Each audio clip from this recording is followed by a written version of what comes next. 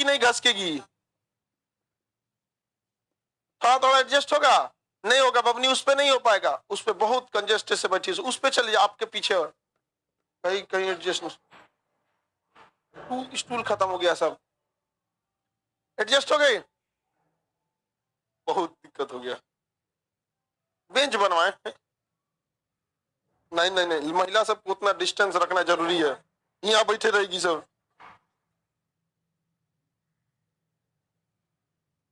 उससे क्या होता है, रेडिएशन होगा, दिमाग कम।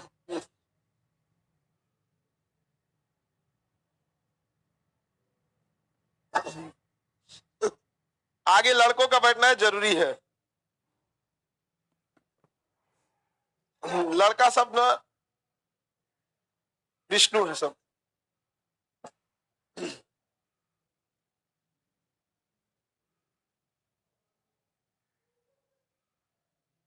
घसक गया बमनी तो काई बकलोलिया हंस रही है, उसको घसका रहा है तो इससे ये अजीत, इससे ढकेल के हटाओ, इससे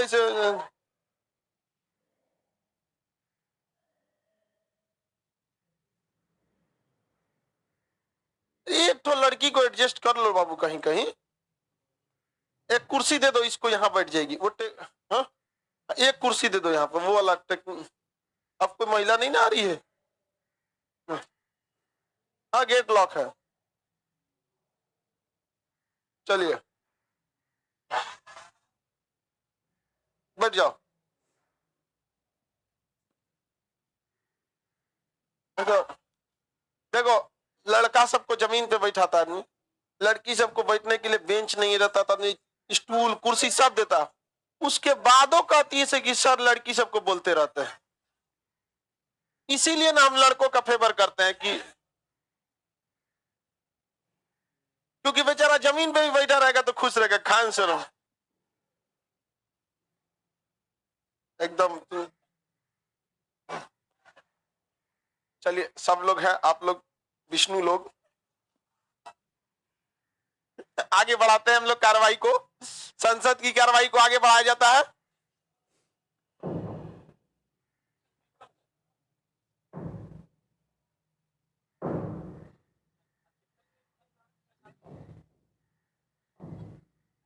आ गए हैं हम अब।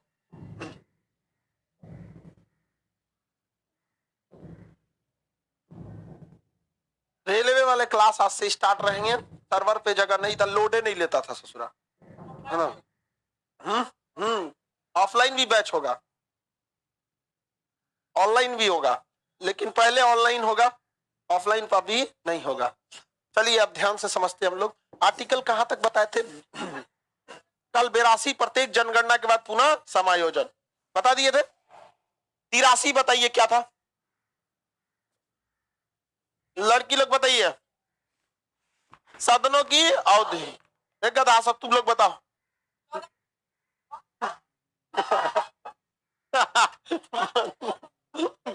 बकुला अकेले रोक लिया मुझे। सदन की अवधि,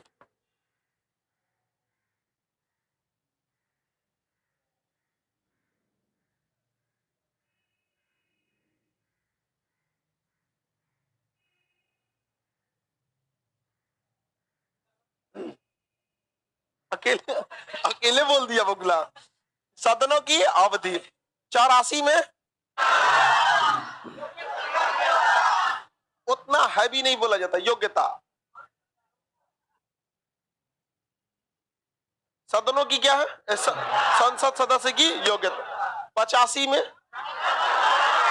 सत्र, सत्रावसान, आहूत, झमेला, जितना सत्र, कितने सत्र, सबसे बड़ा सत्र, सबसे छोटा सत्र, शीतकालीन सत्र, टोटल कितने सत्र होते हैं? 3। संसद के किन्हीं 2 सत्रों में अधिकतम 6 महीने का ही गैप हो सकता, 6 महीने से ज्यादा गैप नहीं हो सकता, ये मैक्सिमम समय। सत्र को आहूत राष्ट्रपति, सत्रावसान राष्ट्रपति, लेकिन सदन को विघटित करने का काम अध्यक्ष, और उधर में उपाध्यक्ष, हाँ सभापति करते हैं। कौन करते हैं? सभा। अब हम लोग को 86 और 87, 86, 87, 88, 89, ये हम आप लोग देखते हैं। ये 89 थोड़ा सा बड़ा है, हम लोग स्टार्ट करते हैं कहां से? 86 और 87। 86, 87 में है राष्ट्रपति का अभिभाषण। 86 में है राष्ट्रपति का अभिभाषण। किसका अभिभाषण? राष्ट्रपति का अभिभाषण। अभिभाषण, राष्ट्रपति का अभिभाषण।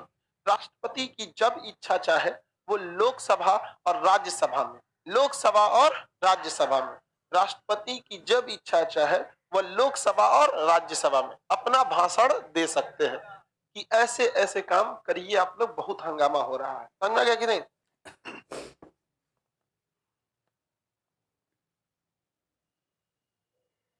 आगे बढ़े। ये पॉलिटी में आप मैप का क्वेश्चन पूछ रहेगी सर, आपका सीपीईसी वाला वीडियो बनाए थे वो पाकिस्तान में वायरल हो गया, वहां के लोग सीपीईसी का विरोध करने लगे।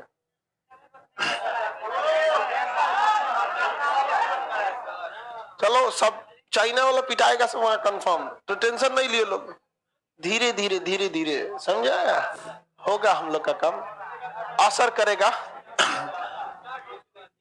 चलिए ध्यान से समझिए।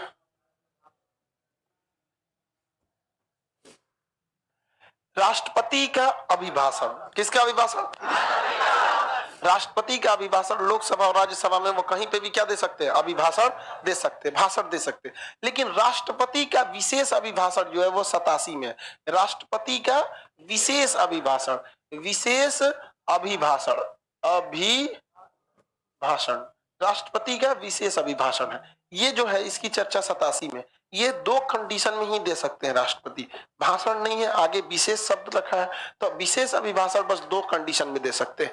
एक होता है पहला सत्र, संसद का जो पहला सत्र होता है, पहला सत्र। अगर हम पहला सत्र लिखते हैं तो हम यहाँ लिख सकते हैं ना बजट सत्र, बजट सत्र। पहला सत्र कौन सा होता है? बजट सत्र। तो राष्ट्रपति जब साल के पहले सत्र की पहली बैठक में अपना भाषण देते हैं तो वो कहलाता है विशेष अभिभाषण। अब ये पहला सत्र लिखे, हो सकता है कि बजट सत्र कैंसिल भी हो सकता है, जरूरी नहीं कि बजट सत्र चले ही चले, कोई भी सत्र कैंसिल हो सकता है। लेकिन ध्यान ये रखना है कि किन्हीं दो सदनों के बीच में मैक्सिमम 6 महीने से ज्यादा का गैप नहीं होना चाहिए। तो पहला सत्र कौन सा होता है? बजट सत्र। पहला सत्र, किसी को कोई दिक्कत नहीं है, बजट सत्र में पहला भाषण दे सकते हैं। एक और कंडीशन हो सकती है, नवनिर्वाचित लोकसभा। नवनिर्वाचित लोकसभा, नवनिर्वाचित लोकसभा का मतलब जो एकदम निर्वाचन होके आया, जैसे 2019 में जो लोकसभा थी कैसी थी? नवनिर्वाचित लोकसभा थी। अब मई में इलेक्शन कंप्लीट हुआ था, अब मई में बजट सत्र खत्म हो जाता है, वो लोग मिला लोग मानसून सत्र, वो नवनिर्वाचित लोकसभा के आधार पर क्या किया जा सकता है? विशेष अभिभाषण दिया जा सकता है। अभी लेटेस्ट विशेष अभिभाषण किस वर्ष दिया गया था? 2019 में। अगली नवनिर्वाचित लोकसभा कब आएगी? 2024 में आएगी। तो इन दो कंडीशनों में जब भाषण देते हैं राष्ट्रपति तो उसे कहा जाता है राष्ट्रपति का विशेष अभिभाषण। राष्ट्रपति का अभिभाषण हो या विशेष अभिभाषण हो, ये बेचारे राष्ट्रपति खुद तैयार भी नहीं करते हैं, इन्हें तैयार करने का काम राष्ट्रपति का विशेष अभिभाषण जो होता है, इसे तैयार करने का काम मंत्रिमंडल करता है। कौन करता है? मंत्रिमंडल। इसका मतलब ये हुआ कि राष्ट्रपति जो है वो केवल आके पढ़ देते हैं मंत्रिमंडल की बात, आकर केवल क्या कर देते हैं? पढ़ देते हैं। किसकी बात पढ़ देते हैं? मंत्रिमंडल की बातों को आके केवल और केवल पढ़ कर चले जाते हैं। ये होता है बेचारे राष्ट्रपति का पावर। देखिए भाषणों नहीं दे सकते हैं अपना, क्या करते हैं? आके पढ़ के चल जाते हैं मंत्रिमंडल की बात। अब आपको लगता है भाषण में क्या देते होंगे राष्ट्रपति, तो सुन के आपको अजीब सा लगेगा। अपना भाषण लेके आते हैं राष्ट्रपति, अब चाहे वो अभिभाषण हो या विशेष अभिभाषण, कोई अंतर नहीं है, बस साल की पहली बैठक हो गई है तो विशेष अभिभाषण, या नवनिर्वाचित लोकसभा है तो विशेष, अदरवाइज जब भी देंगे तो क्या होगा? अभिभाषण। अभिभाषण, किसी को कोई दिक्कत नहीं है। चलिए अब हम लोग देखते हैं राष्ट्रपति कैसे भाषण देंगे। बड़ा आदमी को आप 2 बार नहीं बुला सकते हैं, एक बार लोकसभा में एक बार राज्यसभा में, अलग अलग वो नहीं जाता है भाषण देने, सबको एक के पास बुला लेता है कि चल चलिए बैठ बैठ, देख हम कौन सी बोलते हैं सुन लो। तो राष्ट्रपति क्या करते हैं, बैठाते हैं सबको एक पास, क्या कर देते हैं, बैठा देते हैं। लोकसभा और राज्यसभा को संयुक्त रूप से बुलाते हैं और कहते हैं सुनो हम क्या बोलते हैं। अब जो बोलेंगे वो कौन लिखा है, हाँ, मंत्रिमंडल। अब लिखेंगे क्या बोलेंगे, देखिए लिख के लाएंगे, मेरी सरकार बहुत ही जल्दी कई एम्स कॉलेजों की स्थापना करने वाली है। मेरी सरकार भ्रष्टाचार को रोक लगाने के लिए बहुत सारे प्रयासों को किया है। मेरी सरकार निरंतर जनता की भलाई के लिए काम करी। तार सरकार हो लो वो हर बतिये में क्या बोलेंगे, मेरी सरकार। रीजन क्या है कि आर्टिकल 74 में बोलता है कि मंत्री परिषद जो है उसका काम है राष्ट्रपति को सलाह देना। वो अलग बात है कि राष्ट्रपति का लगाम जो होता है वो मंत्रिमंडल होता है, वही होता है। अब हर बात को क्या कहते हैं, मेरी सरकार, आप सुनेंगे तो हंसी आएगा राष्ट्रपति का भी भाषण, कैसा लगेगा भैया, तारा सरकार ना है, मोदी जी का सरकार है वहां पे। लेकिन ये संवैधानिक रूपरेखा है, समझ में आ गया कि नहीं। अब राष्ट्रपति का जब विशेष अभिभाषण हो जाएगा ना, राष्ट्रपति चल जाएंगे, समझ में क्या, उनको जल्दी से भेज दिया जाता है कि जाइए, क्योंकि वो उधर से गाड़ी देना चालू करेगा, जाइए, उनको बैठा के चल देता है। अब उसके बाद जो अध्यक्ष होते हैं या जो सभापति होते हैं, अब कहते हैं कि आप में से राष्ट्रपति ने जो भाषण दिया है इस पर कोई धन्यवाद करना चाहता है, तो उसे कहते हैं धन्यवाद प्रस्ताव। तो जो सरकार में बैठे हैं लोग, वो लोग तो धन्यवाद प्रस्ताव में फटाक से खड़ा हो गए यहाँ पे, हाँ राष्ट्रपति महोदय की हम इन कार्यों का बहुत स्वागत करते हैं, वो देश के प्रति बहुत सोचते हैं। अरे भैया दही के गवाही चिवरा। अब इसमें विपक्ष को भी मौका दिया जाता है क्योंकि लोकतंत्र है। अब विपक्ष जब खड़ा होता है तो कहा जाता है राष्ट्रपति महोदय आपको पता होना चाहिए कि यहाँ मरीजों से ज्यादा हॉस्पिटल के इलाज की जरूरत है। मरीज तो कम बीमार है, हॉस्पिटल ज्यादा बीमार है। हमारे राष्ट्रपति साहब, आप में यह शोभा नहीं देती है कि आप इस तरह से बातें करें। वो बेचारा बोल के चल गया पहाड़ी पे, अपन 340 कमरा में बैठल है यहाँ पे, उनका भाषण देके चल दिया। अब 2 दिन तक धन्यवाद प्रस्ताव चलता है, 2 दिन तक ये तमाशा बना के रख दिया है सब। समझ में आ गया कि नहीं? राष्ट्रपति देखिए, अभी भाषण जो होता है राष्ट्रपति, प्रोजेक्टर ऑफ हो गया, वो कभी कभी ना धूल उसमें भर जाता है प्रोजेक्टर में। एक काम करते, उधर टीवी लगा देते, इस टाइप का बोर्ड लगा देते, तोड़ देगा। इसके नीचे नीचे ना हल्का सा लोहे का फ्रेम बना के उसमें ना 2-3 वोल्ट का करंट डाल देंगे। अच्छा चुप गई, समझ में आगे बढ़ जाते। आप बताओ, राष्ट्रपति का जो अभिभाषण है, राष्ट्रपति का अभिभाषण, ये राष्ट्रपति का अभिभाषण या विशेष अभिभाषण तैयार कौन करता है? अब कैसे अभिभाषण देते हैं, समझ में आ गया कि नहीं? आधा घंटा तक अपनी सरकार की तारीफें करते रहते हैं, मेरी सरकार ने ये किया, मेरी सरकार का लक्ष्य है कि कार्बन उत्सर्जन की मात्रा को कम किया जाए, मेरी सरकार का लक्ष्य है कि गरीबी को और से और बढ़ाया जाए। समझा गया कि नहीं आएगा? मतलब जो प्रधानमंत्री कहना चाहते हैं वो बातों को खुद कह देते हैं। तो राष्ट्रपति के अभिभाषण या विशेष अभिभाषण में मंत्रिमंडल की बातें झलकती। यही सेम शक्ति, यही सेम प्रक्रिया राज्यों में भी अपनाई जाती है। तो बताइए, राज्यपाल भाषण देता होगा कि नहीं? राज्यपाल विशेष अभिभाषण देता होगा कि नहीं?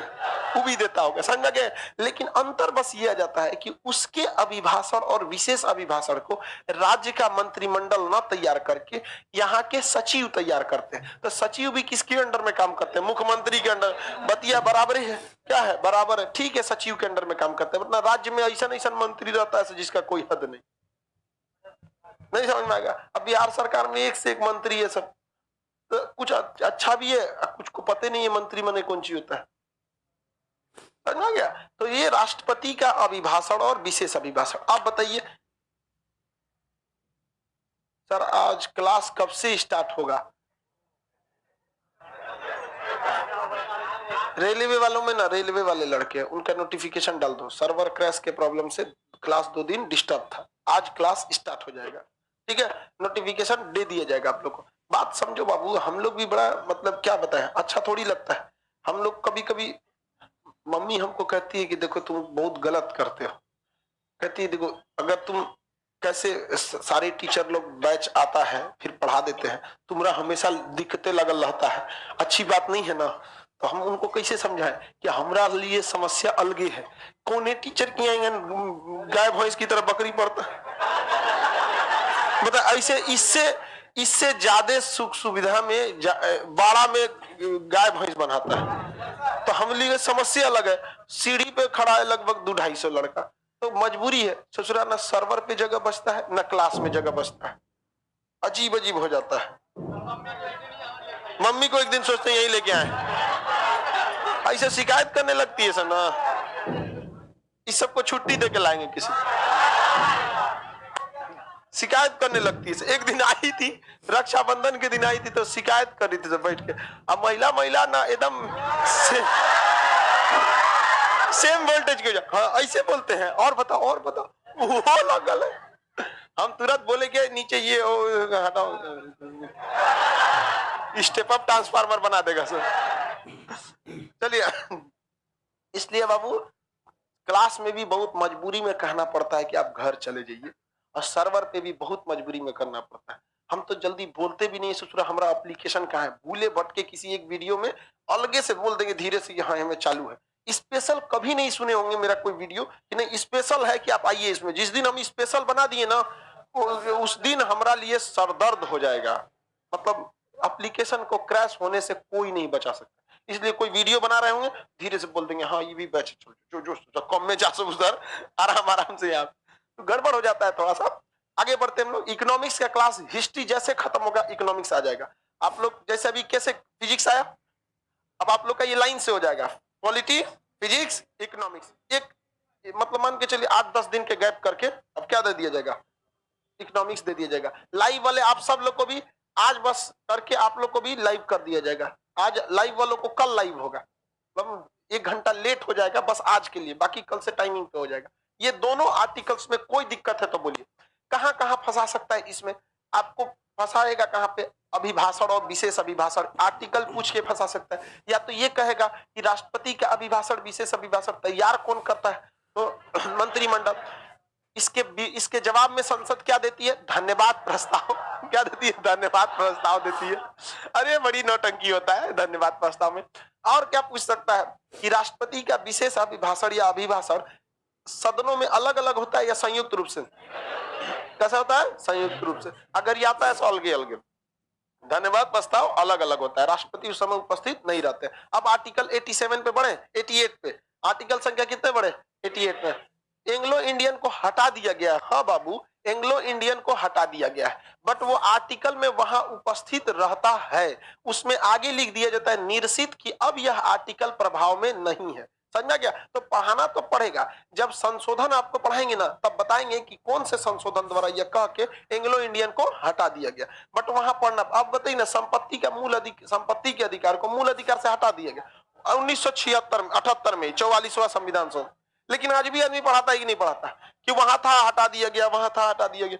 तो पढ़ाना पड़ेगा, और आपसे सवाल पूछते भी हैं सब। अगला आर्टिकल कितना नंबर होगा, 88। ये आपको पहले से ही पता है, लेकिन इसमें थोड़ा सा आपको मतलब आर्टिकल के हिसाब से एग्जैक्ट पता होना चाहिए। 88 में कहा गया है कि सदनों में, किसमें, सदनों में, सदनों मतलब हाउसेज, लोकसभा या सदनों में मंत्री, किसका, मंत्री तथा महान्यायवादी का अधिकार,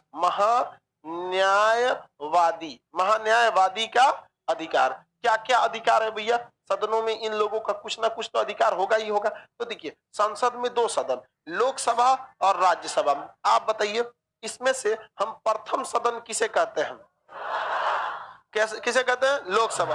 क्योंकि मंत्रिमंडल कहां बैठता है, लोकसभा। मंत्रिमंडल कहां बैठता है, लोकसभा। तो इसमें कहा गया है कि मंत्री और महान्यायवादी के बारे में, महान्यायवादी के बारे में कहता है कि महान्यायवादी भी लोकसभा में सरकार के साथ बैठेगा और उसकी पक्ष और में बातों को करेगा। यदि सरकार कहीं कानूनी चीजों में फंसती है अपना भाषण देने में, तो महान्यायवादी उसे स्पष्ट करेगा लोकसभा में।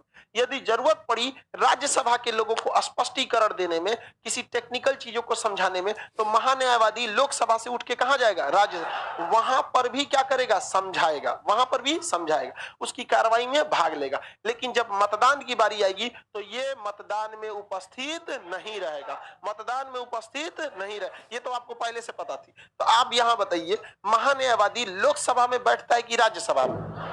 ऐसे तो बैठता है वो लोकसभा में, लेकिन उसे कुछ परिस्थितियों में कहां भी भेजा जा सकता है? राज्यसभा में। किसमें? राज्यसभा में। कहां भेजा जा सकता है? राज्यसभा में। किसी को कोई दिक्कत नहीं है, आगे बढ़ जाए। फाउंडेशन बैच बाबू, आप रिप्लाई नहीं देते हैं। जब मास्टर जी एनटीपीसी का क्लास कितनी बार बोले बबुआ? आगे बढ़े। कह रहा है कि सर इस पढ़ने से रिजल्ट हो जाएगा। नहीं भाई, चराओ। और जब जब सवाल पूछता है सर पढ़ने से रिजल्ट हो जाएगा, इसे उसके बाद नहीं, उसके क्या क्वेश्चन पूछ रहा है? मैथ फाउंडेशन कब होगा? मैथ का भी फाउंडेशन। देखो, हम आपसे क्या कहते हैं, आपको जहां पढ़ना है पढ़ियो। एक कहा जाता है ना, जाओ ढूंढ लो जहां भी तुम्हें मिले बेहतर, न मिले तो वापस आना, हम कल भी तुम्हारे थे और आज भी तुम। तो कहने का सेंस है कि आप देखो, आपको कहीं भी आप स्वतंत्र हैं यहाँ पर। ये मेनली जो हर चीज का एक उद्देश्य होता है कि किस चीज के लिए किसकी स्थापना की गई है। तो Khan GS research centre mainly स्थापना की गई है लोअर देन पुअर फैमिली, एकदम गरीब से भी गरीब के लिए। ठीक है, तो उन लोग के लिए जैसे मैथ वगैरह है, मैथ भी पीके सर बताते हैं और बेहतरीन बताएंगे आपको। यहाँ पे जब आप चारों ओर से लात खा लीजिएगा ना, तब आइएगा, तब आपको वहां पे मोक्ष प्राप्ति हो जाएगी। और वो भी आप लोग को मतलब एकदम मिनिमम चार्ज में भी वहां एप्लीकेशन पे होता है। तो कुछ लोग का अब यहाँ रेलवे वगैरह का बैच चलेगा तो ऑफलाइन में भी चलेगा आप लोग का। चलिए अब ध्यान दीजिए, बताइए मंत्री किधर, लोग महान्यायवादी किधर बैठ सकते हैं? लोकसभा। अब मंत्रियों के बारे में चर्चा करते हैं। मंत्री में कहा गया है कि मंत्री किसी भी सदन का हो, मंत्री किसी भी सदन का बैठेगा, ससुरा कहां पे? लोकसभा। बैठेगा लोकसभा, अपनी बातों को कहेगा लोकसभा। लेकिन यदि राज्यसभा के लोग अगर प्रस्ताव कहें कि मंत्री हमारे यहां भी आके अपना स्पष्टीकरण दे, हमारा स्पष्टीकरण दे, जैसे 370 हटाना था तो उस समय गृह मंत्री अमित शाह जी थे, तो लोकसभा में प्रस्तुत किए 370 के लिए, फिर राज्यसभा में भी जाके समझाए थे कि 370 हटाना जरूरी है, ये है वो है दुनिया भर का। तो मंत्री और महान्यायवादी दोनों कहां बैठ सकते हैं? दोनों सदन। लेकिन अमूमन ये दोनों कहां बैठते हैं? लोकसभा। लेकिन जब मतदान की बारी आती है तो महान्यायवादी मतदान देता ही नहीं है और मंत्री जिस सदन का होता है उस सदन में जाके वोट डालता है, क्योंकि मंत्री तो राज्यसभा से भी हो सकता है, लोकसभा के, लेकिन वो बैठता कहां है? लोकसभा में। बैठता कहां है? लोकसभा में। कोई दिक्कत है? कहां बैठता है मंत्री?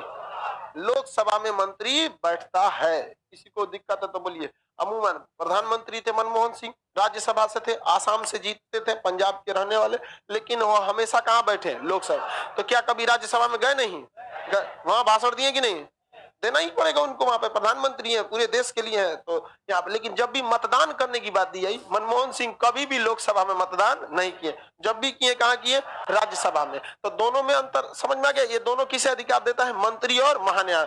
ये दोनों बातें आपको पहले से पता थी, लेकिन ये किस आर्टिकल में है ये पता नहीं था। ये बताए थे कि नहीं बताए थे? किसी को कोई दिक्कत नहीं है? हाँ बोलिए।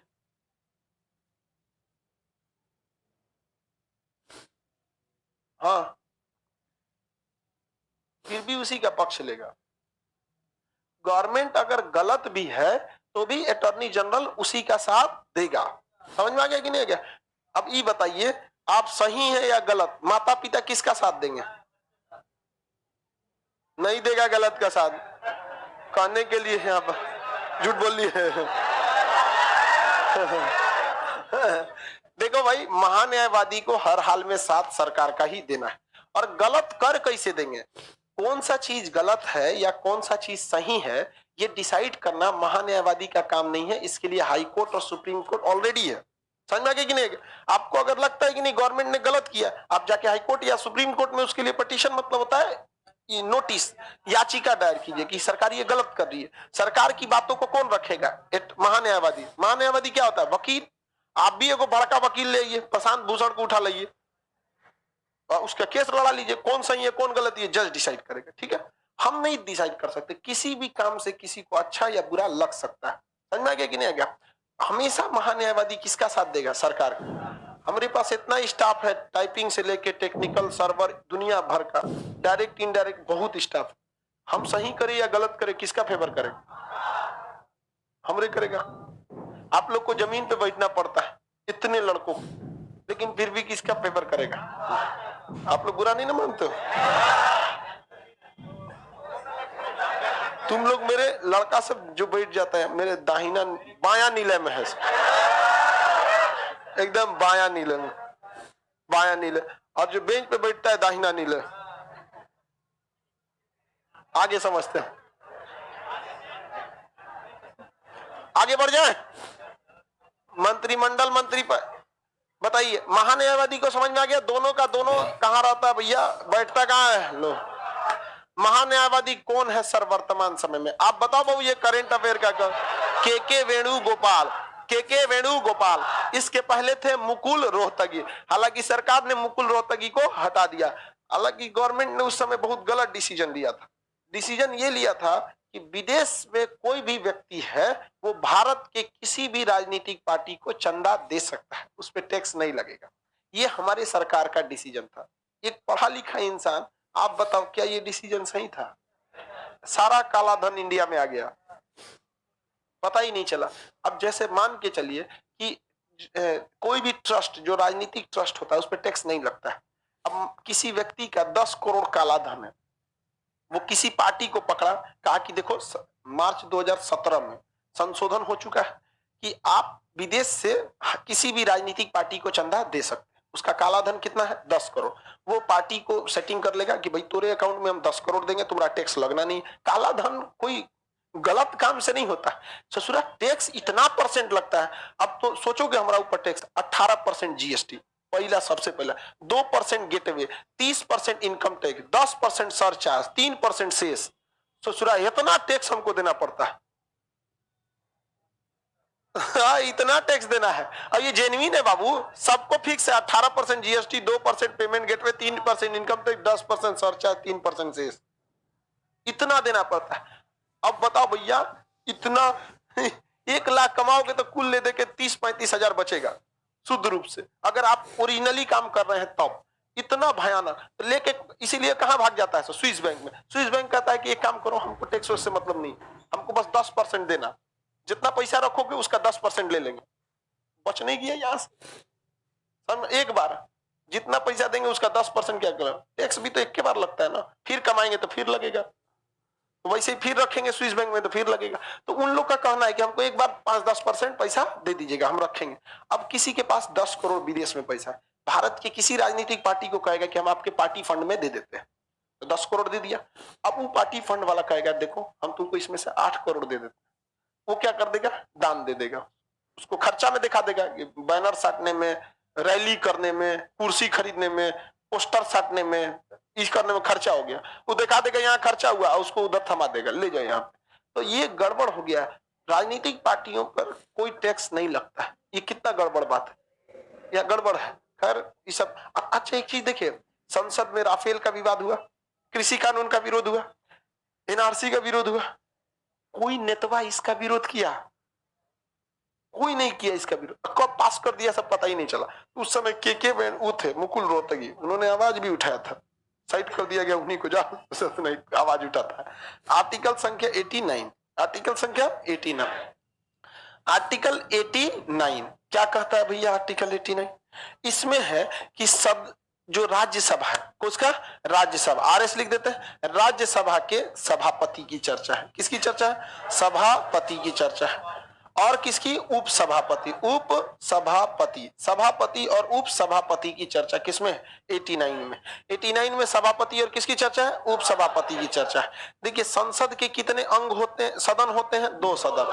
अंग तो 3 होते हैं, लोकसभा और राज्यसभा, ये दोनों सदन है। आप बताइए लोकसभा में कितनी सीटें? 545। अब राज्यसभा में 245। 245। अब इन दोनों, इस सबको संभालेगा कौन? एक न एक आदमी चाहिए कि नहीं चाहिए? तो कहा गया है कि राज्यसभा में इन्हें संभालने के लिए आर्टिकल 89 का प्रयोग करते हुए एक बैठेगा सभापति, क्या बैठेगा? सभापति, और दूसरा बैठेगा उपसभापति। उपसभापति, तो यहाँ सभापति और उपसभापति बैठेंगे लोग। अब देखिए सभापति जो होते हैं वो आपको इनसे पहले ही पढ़ा दिए। सभापति एक काम सौंपा गया है उपराष्ट्रपति को, तो सभापति जो होते हैं अपने आप में क्या होते हैं? उपराष्ट्रपति होते हैं। क्या होते हैं? उपराष्ट्रपति होते हैं। सभापति क्या होते हैं? उपराष्ट्रपति होते हैं। और उपसभापति जो होते हैं ये इसी राज्यसभा में से कोई एक क्या होता है? उनको निर्वाचित कर लिया जाता है। क्या कर लिया जाता है? नियुक्त किया जाता है। नियुक्त, निर्वाचित का मतलब होता है जनता वोट डालते हैं, नियुक्त मतलब होता है इसे सेलेक्ट कर लिया। तो इस उपसभापति जो होते हैं राज्यसभा से आते हैं। कहां से आते हैं? राज्यसभा से नियुक्त होते हैं। राज्यसभा से क्या होते हैं? नियुक्त होते हैं। राज्यसभा से इन्हें क्या किया जाता है? नियुक्त किया जाता है। किसी को कोई दिक्कत नहीं है। कहां से नियुक्त किया जाता है? राज्यसभा से। किसे? मटेरियल में लिखा है कि राज्यसभा का विघटन नहीं हो सकता, कभी राज्यसभा का विघटन नहीं होगा। लोकसभा का विघटन हो सकता है। देखिए सदन का विघटन अलग चीज है, सदन का विघटन अलग चीज है। सदन तो विघटित हो सकता है, लेकिन पूरी की पूरी लोकसभा विघटित हो सकती है कि नहीं हो सकती? हो सकती है। लोकसभा तब तक ही 5 साल पूरा करेगी जब तक आपके पास बहुमत है। अटल बिहारी वाजपेयी की जो लोकसभा थी, एक बार 3 साल में उनका बहुमत खत्म हो, सरकार गिर गई। एक बार 13 दिन पर उनका बहुमत खत्म हो गया, सरकार गिर गई। इसीलिए लोकसभा को क्या कहा जाता है? अस्थायी। ये 5 साल तभी पूरा करेगी जब आपके पास बहुमत है। बहुमत मतलब कितना सीट? 273। बहुमत मतलब 273। बहुमत मतलब 273 सीट। जब तक बहुमत नहीं, आप नहीं कर। क्या राज्यसभा बहुमत के आधार पर गिर सकती है? इसमें बहुमत की जरूरत नहीं है, ये तो कैसा है? अस्थायी है। तो क्या लोकसभा विघटित हो सकती है? एक ही शर्त पर, कब? बहुमत समाप्त हो जाए तब। कई बार विघटित हुई है यहाँ पर। राज्यसभा का सभापति कौन होता है? उपराष्ट्रपति। और उपसभापति होता है राज्यसभा में से ही एक मेंबर को क्या बनाया जाता है? नियुक्त किया जाता है उपसभापति के रूप में। अब क्वेश्चन कहेगा कि कौन सा ऐसा सदन है, कौन सा ऐसा सदन है जिसका अध्यक्ष खुद उस सदन का सदस्य नहीं होता है? कौन सा सदन है? राज्यसभा। अब ध्यान से देखिए ना, राज्यसभा का अध्यक्ष जो होता है वो सभापति होता है, और सभापति अपने आप में क्या होता है? उपराष्ट्रपति। और उपराष्ट्रपति के लिए वो किसी लाभ के पद पर न हो, संसद या विधानमंडल के किसी एक सदन का सदस्य न हो, है कि नहीं? यहाँ पे खुद वेंकैया नायडू जी राज्यसभा के सदस्य थे, लेकिन जब उनका निर्वाचन हुआ उपराष्ट्रपति के रूप में, वो शपथ लेने से पहले त्यागपत्र दे दिए। तो राज्यसभा का सभापति राज्यसभा का खुद में सदस्य नहीं होता, या राज्यसभा का पदेन सभापति होता है, प्रीसीडिंग होता है। क्या होता है? पदेन। पदेन मतलब होता है प्रीसीडिंग। इसका सर्वे सर्वा होता है, राज्यसभा में जो बोल देगा वो आपको करना पड़ेगा। ये क्या होता है? प्रीसीडिंग होता है। राज्यसभा का पदेन मतलब प्रीसीडिंग। पदेन मतलब समझ रहे हैं? पदेन का मतलब क्या होता है? प्रोसीडिंग होता है। प्रोसीडिंग मतलब पदेन, सर्वे सर्वा। क्लासरूम का प्रोसीडिंग कौन है? सर्वे सर्वा। समझ में आ गया कि नहीं आ गया? हम जो बोलेंगे आपको सुनना पड़ेगा। समझ में आ गया कि नहीं? बोलते नहीं कि कभी कभी गधा बोल देते हैं आप लोग को। आप लोग को तो अक्सर हाँ बोलते रहते हैं, नहीं बोलते रहते हैं। तो पदेन के खिलाफ आप बातों नहीं कर सकते हैं। जो बोल दिया वही ठीक ठाक है। हालांकि पदेन कभी भी गलत नहीं बोलता है, पदेन कभी भी गलत नहीं बोलता है। समझ आ गया कि नहीं? इसलिए आप लोग को अगर संदेह है तो ये आप लोग की गलती है। पदेन कभी भी गलत नहीं बोलता। आगे बढ़े। अब आप ही लोग बताइए, इनको गधा बोलते हैं तो गलत बोलते हैं? कभी नहीं बोलते। इस सबको गधा बोलते हैं, पदेन गलत बोलेगा? नहीं बोलेगा। देखो कितना दिल का साफ है सर, खुल के कह रहा है। नहीं सर, हाँ इन लोग को, लड़की सबको हम लक्ष्मी बोलते हैं, गलत बोलते हैं? लड़की लक्ष्मी होती है, लड़की लक्ष्मी होती है। देहात में तो कहा जाता है कि गाय नहीं, देहात में कहा जाता है कि तेतर लड़की। तेतर लड़की समझते हैं? 3 लड़का के बाद एक लड़की होती है तो महालक्ष्मी होती है। कौन जी का दिक्कत? हम तुम ही है। तो उसको कहा जाता है कि बहुत उसके धन में क्या आता है, पैसा आता है। पता नहीं, ये सब नियम अंबानी के पे का नहीं लागू होता है। ऐसे लक्ष्मी माना जाता है लड़की को। चलिए अब ध्यान से देखिए, सभापति जो होते हैं वो उपराष्ट्रपति होते हैं और राज्यसभा के पदेन होते हैं। ये उस सदन में किसी के सदस्य नहीं होते। इनकी अनुपस्थिति में इन 245 बागड़ बिल्लों को कौन संभालता है? उपसभापति। समझेंगे कि नहीं? इनको कंट्रोल कौन करेगा? अरे भाई साहब, वो छुट्टा साण है सब, ये किसी का सुनता है? सब कुछ नहीं सुनेगा सब यहाँ पर। तो इन लोगों को कंट्रोल कौन करेगा? उपसभापति। अब सभापति नहीं रहेगा तो उपसभापति क्या करेंगे? कंट्रोल करेंगे। किसी को कोई दिक्कत नहीं। देखिए, उपसभापति को अगर लगेगा कि भैया माथा नोचा जाता है हमको, हमें अपने पद पर नहीं रहना है, तो उपसभापति अपना त्यागपत्र किसे दे देते हैं? सभापति। उस हिसाब से सभापति को देना चाहिए किसे? उपसभापति को। ऐसा होना चाहिए। और लेकिन समस्या ये है कि ये केवल और केवल सभापति तो नहीं है, उपराष्ट्रपति है। अतः उपराष्ट्रपति नहीं रहते तो ये अपना त्यागपत्र किसे देते हैं? उपसभापति। ये किसे देते हैं? सभापति। लेकिन उपसभापति अपना त्यागपत्र सभापति, उपसभापति अपना त्यागपत्र सभा। और सभापति चूंकि उपराष्ट्रपति होता है, अतः यह किसे त्यागपत्र देता है? राष्ट्रपति को देता है। सदन में कभी उपराष्ट्रपति नहीं रहा, जैसे उपराष्ट्रपति विदेश दौरे पे चले गए तो उस समय सदन की कार्रवाई को कौन संभालेगा? उपसभापति। और उपसभापति का पद खाली रहेगा। देखिए, पद केवल इंपॉर्टेंट पदों का भरा जाता है, समझ में कि नहीं? अब जैसे प्रिंसिपल नहीं है तो वाइस प्रिंसिपल संभाल लेगा। अब पता चला स्कूल में चपरासी नहीं आया है, अरे खाली रहेगा एक दिन यहाँ पे। तो हमेशा पद इंपॉर्टेंट का भरा जाता है, नहीं ये रहे कौन दिक्कत है यहाँ पे, क्यों करो ये उप चपरासी ले आइएगा। उसका पेमेंट कटेगा, नागा मारा है तो अक्सर हो जाता है। सरकारी स्कूल में तो क्यों ना माली सबको पढ़ाने के लिए दे देता है सब। उप सभापति, बोलिए क्वेश्चन है? मतलब आपका ये कैसा क्वेश्चन है? विदेश दौरे पे घूमने के लिए जाते हैं या काम के लिए जाते हैं? वो जब भी जाएंगे आधिकारिक दौरे पर, यदि सरकारी टिकट पैसा से, तो विदेश में काम करने ही जाएंगे, ठीक है? और अभी आपका उम्र है ना, यंग एज में, अभी आपके ऊपर जिम्मेदारी नहीं है। जिस दिन जिम्मेदारी आएगी ना, उस दिन समझ में आएगा कि पहल के ठीक था स्टूडेंट लाइफ। घूमने का फुर्सत मिलेगा ही राष्ट्रपति प्रधानमंत्री सबको, बेचारों का जीवन नरक हो जाता है। पर्सनल लाइफ किसी काम का नहीं रहता है। अगले 1 महीना तक का उन सबका शेड्यूल फिक्स रहता है। प्रधानमंत्री आते हैं ना तो उनके जहाज का लैंडिंग कितने बजे होगा फिक्स रहता है, 10:03।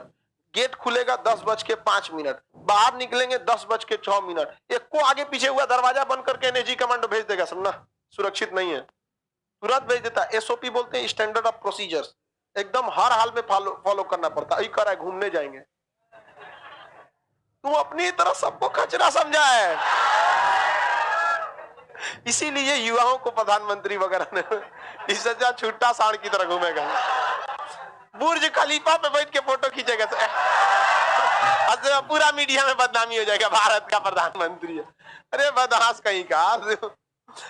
आगे बढ़ जाते हैं। देखिए, कभी कभी ऐसा कंडीशन हो जाता है, राष्ट्रपति अपना त्यागपत्र देगा, उपराष्ट्रपति ये अपना किसको देंगे? उपराष्ट्रपति को। देखिए, इसमें आप लोग को बहुत कंफ्यूजन हो जाता है, इसलिए आपको ना जैसे पद खत्म होंगे, भाग 6 में लगभग सारे पद खत्म हो जाएंगे। तो नियुक्ति कौन करेगा, शपथ कौन दिलाएगा और त्यागपत्र कौन देगा, एक बार में आपको दे देंगे ना, तो आपको कंफ्यूजन नहीं होगा। बहुत सारा आप लोग को इसमें कंफ्यूजन हो जाता है। देखिए, जब दोनों नहीं रहेगा, क्वेश्चन पूछ रहे हैं लोग कि सर दोनों नहीं रहा, तब जब कभी दोनों नहीं रहेगा तो इस कंडीशन में राष्ट्रपति के पास 6 लोगों के नाम को भेजा जाएगा। वो 6 लोग सीनियर होंगे, उम्र के हिसाब से सीनियर नहीं होंगे, एक्सपीरियंस के हिसाब से सीनियर होंगे। समझ में आ गया कि नहीं? एक्सपीरियंस क्या होता है, मायने रखता है। तो 6 वरिष्ठ सदस्यों को कहां भेजा जाएगा? राष्ट्रपति के पास। और राष्ट्रपति उन 6 में से किसी एक नाम को अपनी अनुमति देंगे। अब आपको भी पता है कि राष्ट्रपति जो भाषण अपने मन से नहीं दे सकता है, वो अनुमति कौन सी देगा अपने मन से? वो भी किसका सलाह रहेगा? मंत्रिमंडल। किसका? मंत्रिमंडल। किसी को कोई दिक्कत नहीं है? आगे बढ़ जाए। सर, सानिया मिर्जा कोई भी पद ग्रहण कर सकती है, सभापति या उप सभापति का?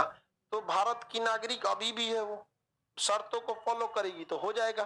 समझ में आ गया कि नहीं? क्या किसी को कोई दिक्कत नहीं? उल्टा सीधा क्वेश्चन पूछता है। अभी तुमको क्या लग रहा है, अभी कुछ दिन में देखना ना, मेरी बड़ी बहन उपराष्ट्रपति बनेगी, मेरी दीदी क्या बनेगी, उपराष्ट्र। तब सबसे पहले हमरे खकोरी कहाँ गए। आगे बढ़ जाते हैं। सभापति उपसभापति की चर्चा किसमें, हाँ? कितने लोग बता सकते हैं कि यदि, देखिए, सभापति उपसभापति दोनों अनुपस्थित है तो 6 लोगों का नाम जाएगा, उसमें से कोई एक। अगर मान के चलिए सभापति काम सही से नहीं कर रहा है तो इसे हटाने के लिए क्या करना पड़ेगा?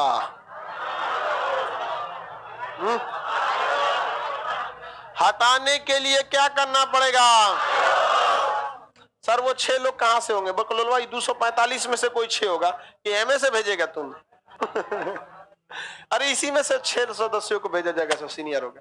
महाभियोग लगाएंगे सर हटाने के लिए, वेरी गुड। आपको सभापति को हटाना है तो ध्यान दीजिए, वो सभापति इसीलिए है कि वो भारत का उपराष्ट्रपति है, और इस पर भारत के उपराष्ट्रपति वाला क्या करना पड़ेगा? महाभियोग लगाना पड़ेगा। उपराष्ट्रपति पर महाभियोग स्टार्ट होता है राज्यसभा से। स्टार्ट करने के लिए 1/4, लेकिन पारित करने के लिए 2/3, दूसरे सदन में भेजने से 14 दिन पहले इधर भी 2/3 से पास हो गया तो हटा दिया गया। अब तक किसी पर महाभियोग लगा है? नहीं लगा है। तो सभापति उपसभापति समझ में आ गया। राज्यसभा का पदेन कौन होता है? उपराष्ट्रपति, यानी सभापति बोलिए, राज्यसभा का पदेन सभापति। ये एक विडंबना ही देखिए कि उस सदन का पदेन है, उसको सबकी बातों को मानना है, सर्वे सर्वा है, लेकिन खुद उस सदन का सदस्य नहीं। तो अजीब टाइप का नहीं लग रहा है? लेकिन ये मजबूरी भी है कि उस सदन के अगर राज्यसभा के किसी सदस्य को आप सभापति बनाएंगे तो उसको फिर आप उपराष्ट्रपति बनाएंगे तो फिर उपराष्ट्रपति के पद में थोड़ी सी गरिमा में गिरावट आएगी। उसकी गरिमा में क्या आएगी? गिरावट आएगी। समझ में आ रहा है कि नहीं आ रहा है? किसी को कोई दिक्कत? नेक्स्ट अब कल समझा देंगे आपको। चलिए।